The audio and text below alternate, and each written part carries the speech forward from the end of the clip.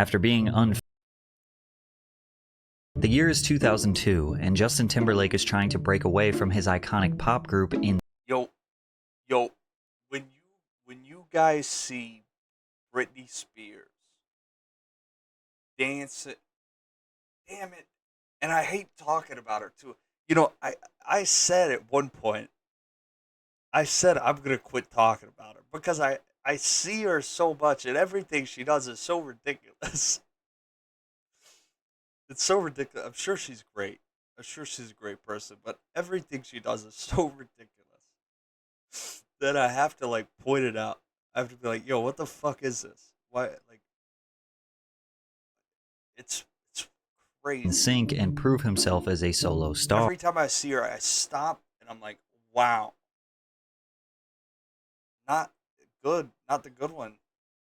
Lucky for him, he has a superstar girlfriend, Britney Spears. But their fairy tale perfect relationship wasn't interesting enough to sell a record. He needed some angst, some hardship, something to justify why a boy as perfect as him could struggle like the millions of fans he is selling his music to. After being unfaithful to the girl who loved him dearly for years, she Yo, you know what that kind of looks like? Think of this. Imagine it. Jesse Pinkman and um the that girl. Jesse Pinkman and that girl, but with blonde hair. Okay. finally had enough and slipped up. He used that mistake as ammunition against her, and executed a master plan to manipulate a story for him to roll out his first major hit, Cry Me a River, from his debut album, Justified. And his plan worked. Justin sold millions of records solo, and for 2 decades the world thought he was the innocent victim of Britney's evil ways. But now Britney has finally told her side of the story, and it is somehow even darker than we could have imagined. Justin and Britney's history goes all the way back to 1992, where the 11-year-olds met on the set of Disney's The All-New Mickey Mouse Club. In her 2023 memoir, The Woman in Me, Britney recalls, "Once at a sleepover, we played Truth or Dare, and someone dared Justin to kiss me." Justin also recalled in a 2006 interview that he was in love with her from the start. "I was infatuated with her from the moment I saw her." The two young lovers maintained distant friends as their careers went separate ways. In 1998, Justin and his boy band NSYNC were exploding in popularity after the release of their debut self-titled album, which sold 4.4 million copies. Spears' name was already circulating around the industry as a promising singer, so NSYNC's manager Lou Pearlman decided to invite her to open for the boy band in their 1998 NSYNC in Concert Second to None tour. They hit most major cities in North America, selling out 3,000 to 5,000 capacity venues with Britney as the opener. During this tour, she officially released her debut single, Baby One More Time, which went on to reach #1 on the Billboard Hot 100. That same week, her debut album, Baby One More Time, hit #1 on the Billboard Hot 200, making her the first female artist in history to have a #1 song and #1 album at the same time. With two of the biggest and freshest pop sensations on one tour together, who just so happened to have been friends since they were 11 years old, naturally rumors of them dating began circulating. I've heard like a rumor that you and Justin from NSYNC have gone out. I was just wondering if it was true. No, it's not true. Not true? No, it's not true. Not true. Not No, true. I guess because we were on the Mickey Mouse Club together with JC, but I mean, people are gonna start rumors, try, but no, it's not true. Okay. Who's dating Britney Spears? It's rumored, Is Justin. it rumored? I It's have rumored. to Is it say true? I'm dating Tyra Banks. Last night on TV, I saw you and Justin from NSYNC making out. What? Have you two been going out this whole time? Love, Carrie. For real? I don't. But they both were lying. Those rumors were true. And Britney and Justin kept their relationship secret for as long as were lying. Time, love, Carrie. For real? I don't. But they both were lying. Those rumors were true. And Britney and Justin kept their relationship secret for as long as possible. It wasn't actually until January of 2001, over 2 years later, where they officially confirmed that they had been in a relationship this whole time. Now it was 2001, and these two were a certified Hollywood power couple. They both were at the peaks of their careers. Britney, Justin, and these two were a Yo, that's crazy, dog. When they start putting denim hats on you, you know you fucking made it.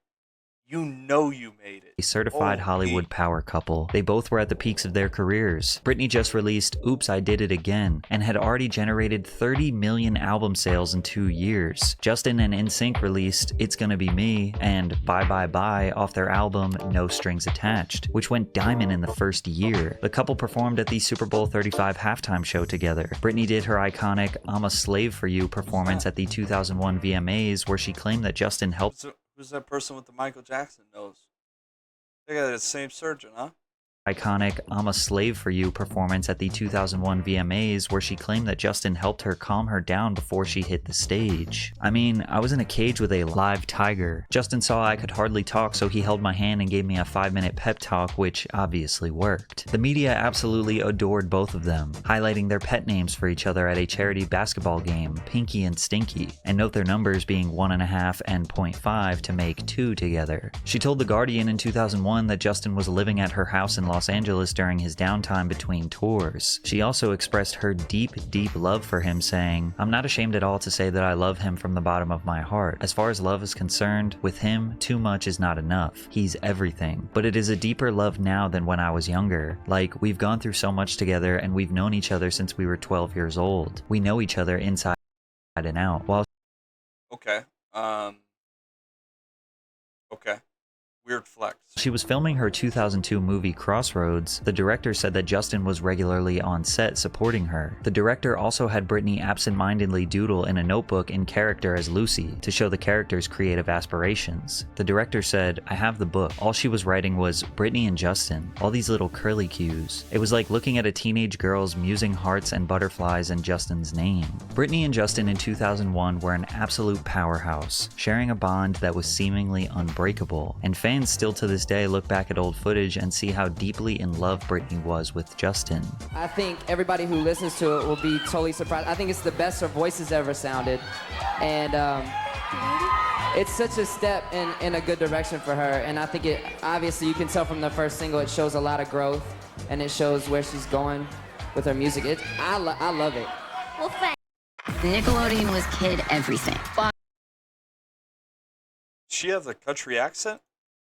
There is nothing stronger than a first love, and Britney, who was just 20 years old, was extremely vulnerable and greatly attached to her childhood lover, which is why the world was shocked to hear in March of 2002 she announced their breakup. Can I ask you just quite simple, are you single at the moment or not? Or you really don't want to talk about anything at all? You can just say, I don't want to say. I'm single right now. The tabloids and media ran wild throughout the entirety of 2002, speculating as to why the perfect couple separated. Justin remained quiet and instead released his very first solo single, Like I Love You, in the beginning of September 2002. This was a shock to the pop world. What about NSYNC? They just had a smash hit Girlfriend that rocked the radio all summer long. Typically, when a member of a band or group releases a solo song or project, speculation of a breakup is bound to happen. Speaking of breakup, in the exact same week Justin released his new song, tabloids began spreading the narrative that Britney betrayed Justin, and their friends alleged that cheating is what drove them apart. As if the narrative couldn't favor Justin even more, he was labeled sexy and single by the media. Like I Love You debuted at number 60.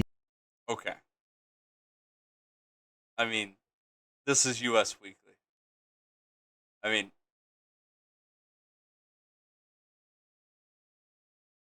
this is US Weekly. Like I Love You debuted at number 67 on the Billboard Hot 100, which was a lackluster performance for the lead singer of the biggest pop group in the world. Conveniently, a couple weeks after his first song, new exclusive never-before-seen pictures of Britney and Justin were leaked to the tabloids. I wonder who had those never-before-seen pictures. With the boost in media attention, his song started to climb the Billboard charts, eventually peaking at number 11 in October. Once the song started losing steam and falling down the charts, he finally decided to publicly speak about the breakup with Britney in an interview with Barbara Walters. I remember when we decided that we were going to go our separate ways. We sat down and I said to her, I said, if there's ever a moment where you ever need me, you can rest assured that I will be there because I love you as a person and I will always love you. But I'd also said, look, no matter what we say at this point, people are going to speculate things and I could really get myself in a horrible position if I was to say something and somebody misinterpreted, because that happens all the time. And I promised to her that I wouldn't say specifically why we broke up. Additionally, he, a grown man, did the interview alongside his mom, which made the people feel like he was a sweet, innocent mama's boy who got his heart broken. You know, I cried with him and said, it'll be okay. Yeah, tomorrow I'll come. I just want him to be happy. He was heartbroken. Put your head on Mommy's shoulder. It was tough for us. It was tough for both of us because I can't stand to see him hurt. Many of the songs on Justified were about heartbreak, betrayal, and relationships in general, but Justin said that the songs were not about Britney. Yet when we sat down at the piano and asked him to play something from Justified, he chose instead to play a song that nobody has ever heard before. Interesting lyrics. Thought our love was so strong. I guess I was dead wrong. But to look at it positively, hey girl, at least you gave me another song about a horrible woman. Note that last line he said, "At least you gave me another song about a horrible woman." This seems so blatantly obvious it was about Britney. It also basically stamped the fact that his next song, Cry Me a River, was about this horrible woman. Justin allegedly called Britney to let her know that a woman would be acting in the music video as her doppelganger, but she was still shocked to realize that the music video basically recreates and dramatizes their breakup. The lyrics read, "You don't have to say what you did. I already know I found out from him. Now there's just no chance with you and me. Girl, I refuse. You must have me confused with some other guy. The bridges were burned. Now it's your turn to cry. Cry me a river. You know that they say some things are better left unsaid, and it wasn't like you only talked to him and you know it. Don't act like you don't know it. And all of these things people told me keep messing with my head. Should have picked honesty. Then you may not have blown it." After this song and music video was released, the media was in a frenzy, establishing a war between Britney and Justin. He continued doing press. Nearly every interview asked him about Britney. Is it frustrating to try to promote an album when all anyone seems to want to talk about is Britney? So anyway, Britney. Can I just mention Britney for a minute? Sure. Now, of course, you did go out with one of your former Mouseketeers, Britney Spears. That Cry Me a River. You almost have to, right? You almost have to. When you have celebrities at such a high level with such great talent, and they're always releasing new shit. I mean, you got to keep Britney Spears there too. And when Britney Spears goes out to do an interview, you got to keep this guy also. This guy has to say something, right? Or be brought up. That's a beautiful, beautiful video. And who's that about? Cry Me a River peaked at number 3 on the Billboard Hot 100 and successfully proved that Justin could stand on his own and did not need NSYNC. Timbaland, who produced this track and would go on to produce many of Justin's hits, recalled this moment as proof that Justin could be a solo star. I think the aha moment for me is when I was in the studio and I was beatboxing. And so he walked in the room, you know, he had this face, then he just it hit him right there, and he started humming. I was like, oh, this it. He the one. His debut album sold 439,000 copies first week, which landed him the number 2 spot on the Hot 200, and the album would go on to be 3 times platinum. His plan worked. But Britney gave Justin much more grace. She did not entertain the tabloids. She hardly gave interviews, nor did she try to rewrite the narrative in her favor. However, many believe that her stunt at the 2003 VMAs, where she kissed Madonna on stage, was a way to get back at Justin. At least that's what the media wanted to push as they zoomed in on his face. He says he wasn't impressed. That kiss thing, I was disgusted as you were. You know what? I'm gonna give you my number 1 tip to get over a breakup. Well, I mean, what really happened? Because I didn't really see it. I mean, go back and watch it again. I don't think I was disgusted.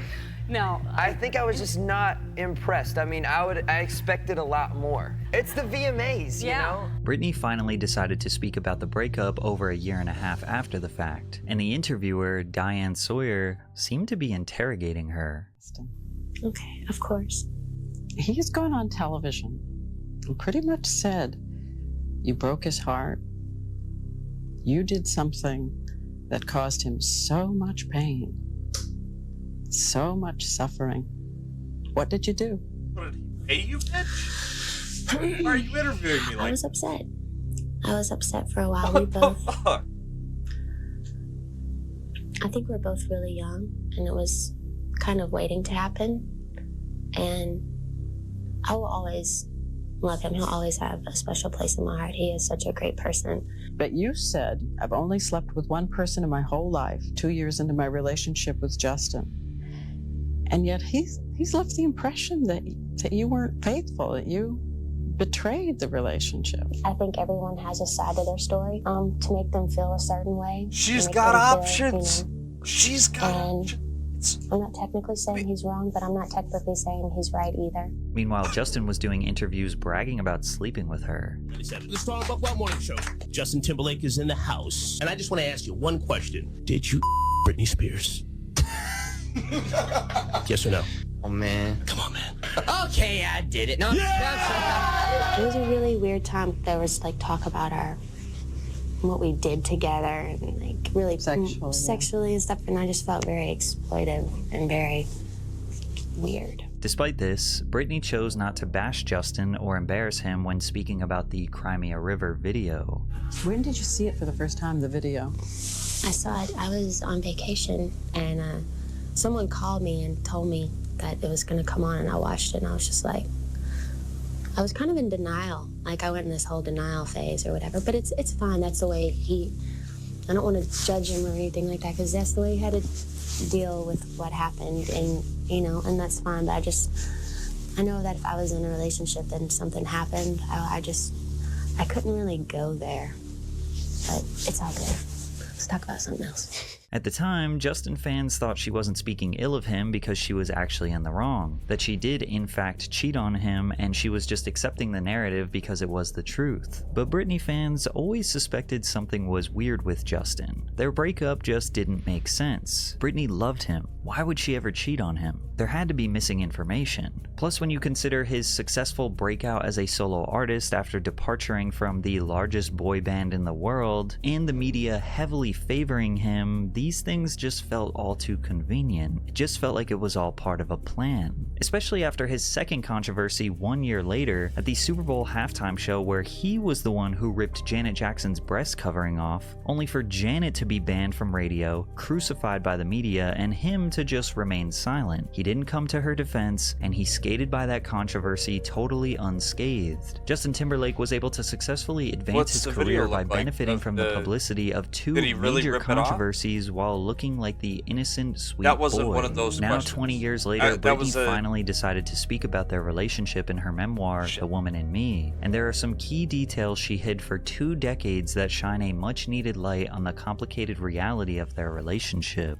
There were a couple times during our relationship when I knew Justin had cheated on me, especially because I was so infatuated and so in love. I let it go, even though the tabloids seemed determined to rub my face in it. When NSYNC went to London in 2000, photographers caught him with one of the girls from All Saints in a car, but I never said anything. At the time, we'd only been together for a year. Another time we were in Vegas, and one of my dancers who'd been hanging out with him told me he gestured toward a girl and said, "Yeah man, I hit that last night." I don't want to say who he was talking about because she's actually very popular and she's married with kids now. My friend was shocked and believed Justin was only saying it because he was high and felt like bragging. There were rumors about him with various dancers and groupies. I let it all go, but clearly he'd slept around. It was one of those things where you know, but you just don't say anything. So I did too. Not a lot. One time.